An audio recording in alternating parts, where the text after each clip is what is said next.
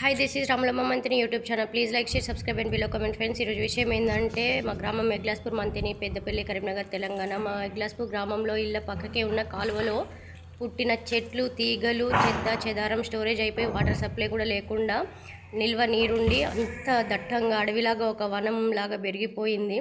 So ఆ కాలువను clean చేయలేక గత 10-15 సంవత్సరాలు అయిపోతుందంట. ఎవరు క్లీన్ చేయలేదు, ఎవరు పట్టించుకోలేదు గ్రామంలో.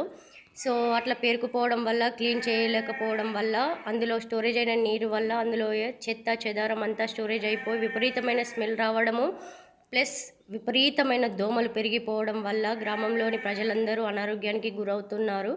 సో ఇట్లాంటి ఒక పీక్ స్టేజ్లో దేవుడులాగా ప్రభాకర్ రెడ్డి గారు ముందుకొచ్చి తన గ్రామానికి ఏదో చేయాలి, తన గ్రామ ప్రజలని రక్షించుకోవాలి, నా ఎగ్లాస్పూర్ గ్రామాన్ని ఒక శుభ్రమైన, పరిశుభ్రమైన, స్వచ్ఛమైన గ్రామంగా నేను తీర్చిదిద్దుకోవాలి అనే సంకల్ప బలంతో తనే స్వతహాగా ఈ రకంగా పెరిగిపోయిన కాలువలో 10 సంవత్సరాలు అవుతుంది క్లియర్ చేయలేక.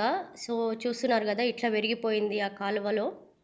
సో తనే స్వయంగా తన గ్రామానికి ఏదో ఒకటి చేయాలి అని సంకల్ప బలంతో జేసీబీలను తెప్పించి స్వయంగా దగ్గరుండి ఇన్స్ట్రక్షన్స్ ఇస్తూ ఆ కాలువను క్లియర్ చేసి శుభ్రపరిచి గ్రామస్తులను అనారోగ్యానికి గురి కాకుండా మరియు మన ఎగ్లాస్పూర్ గ్రామాన్ని ఒక స్వచ్ఛమైన, పరిశుభ్రమైన గ్రామంగా గ్రామ ప్రజల ఆరోగ్యం గురించి ఇంత శ్రద్ధ తీసుకొని ఇన్ని పనులు జరిపిస్తున్నందుకు గ్రామ ప్రజలందరూ కృతజ్ఞతలు తెలుపుకోవాల్సిన సమయం వచ్చింది. అది ఎలాగంటే గ్రామ పంచాయతీ ఎలక్షన్స్.